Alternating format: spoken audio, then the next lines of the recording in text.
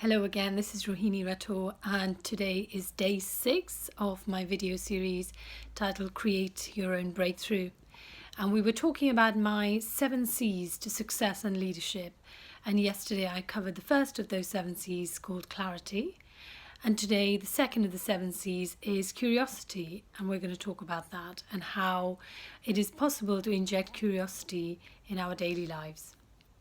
Now, if you've been around children or if you yourself have children, you will notice that children have no problem being curious.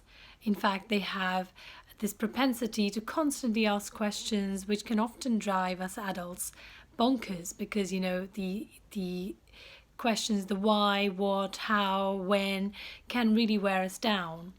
And somewhere along the way, these children tend to then lose their ability to ask questions and they become much more focused on finding answers and just getting things done. And someone quite eloquently once said to me that children go into schools as question marks and they come out as full stops. And that really is a shame because what it does is that it makes us less willing to look at sort of things around us and see them in a different light. There's one of my favourite books called A More Beautiful Question by Warren Berger. Now, if you've never read this book, I highly recommend you do. It's an amazing book with lots of insight and lots of little stories and case studies. But primarily the book, as the name suggests, is reminding us of how it is possible to find better answers and create better outcomes simply by asking better questions. So here's what I want to suggest. There's 3 ways to think about questions. The first one is to adopt the beginner's mindset. And what this means is that you could be an expert on something. Maybe you've spent a long time studying a certain subject matter or maybe working in it, and so you have a lot of experience. What that can do, of course, it's great that you've got a lot of experience and you're the expert, but what it can do is it can close your mind to looking at the subject that you think you know really well and to miss out on certain things that perhaps you don't know as well as you thought. So having a beginner's mindset means that you go into every situation, however familiar, as if you're going into it completely afresh and going into it with a willingness to revisit the things that you already know, with the hope that either you are going to confirm the things you already know or perhaps even learn something new. We can do this in all aspects of our life. And in fact, there's another lovely phrase that I want to talk to you about, which is in Warren Berger's book, A More Beautiful Question. It's called vujade. And vujade is a made-up word, which is the opposite of déjà vu. So you will know that déjà vu is what happens when you see something and you think, oh, I've seen this before. It's familiar. I feel like I've been here before. And vujade is essentially looking at old familiar things that maybe you've seen 1,000 times, but looking at it with a completely fresh pair of eyes as if for the very first time. And in doing so, perhaps spotting things or noticing aspects of that very familiar thing as if for the very first time. Now, there's one thing that all of us, take for granted, and that is ourselves. And very often we think, well, I know myself better than anybody else. After all, of course, I know myself better than anybody else. And yet, sometimes we realize that we have taken ourselves so much for granted that we have not really explored certain aspects of who we are, what we are capable of, and what our potential is, unless someone else who can look at us as if for the very first time in an objective way will help us to see things about ourselves that we didn't know existed. Another way to think about it, so there's the beginner's mindset, there's the vujade. Now, of course, vujade works with other things, other than just yourself. It could be the people in your life. It could be a certain situation that is recurring, just to step back and look at it as if for the very first time can also provide certain insight. But it's also little things around your house, objects around your house. Again, looking at them afresh may give you certain fresh insight. And the final thing to do with curiosity and how you can inject greater curiosity in your life is to stop becoming so wedded to your routines. Now, routines are great things, and a number of, really successful people have shared their morning routine or their, their habits in the workplace, which they attribute to their success. So I'm not saying that that's not a good thing, and I'm not saying you shouldn't have a routine or you shouldn't have certain habits. What I'm trying to say is that to become too wedded to a routine or certain habits will actually make you less flexible.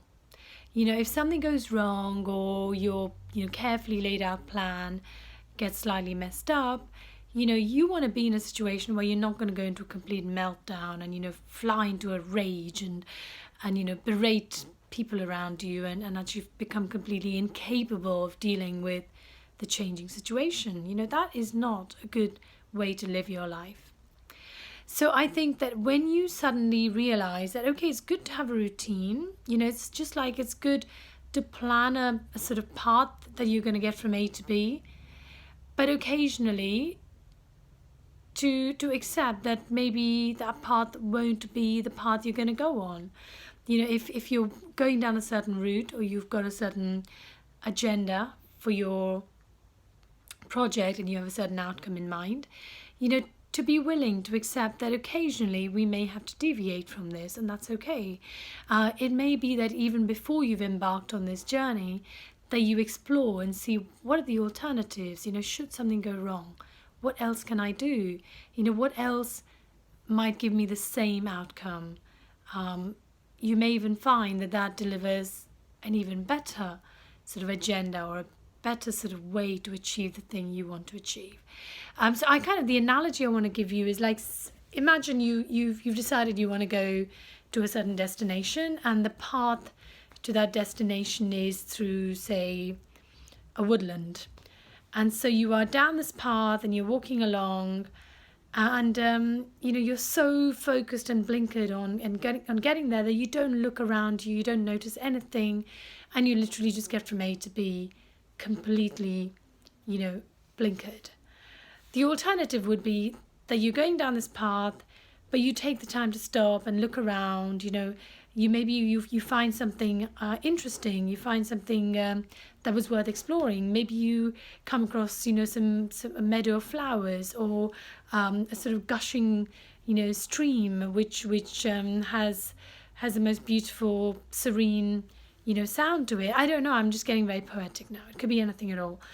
And not only is that going to make your journey more interesting, but you never know what connections or what inspiration or what ideas or what alternative paths emerge from this slight detour or this ability to just become more present and become curious. So that's my slightly rambling explanation of what curiosity is all about. Obviously, everyone's going to have their own take on it. I would say just be curious in whatever you do. Don't accept the status quo as the only way to do something.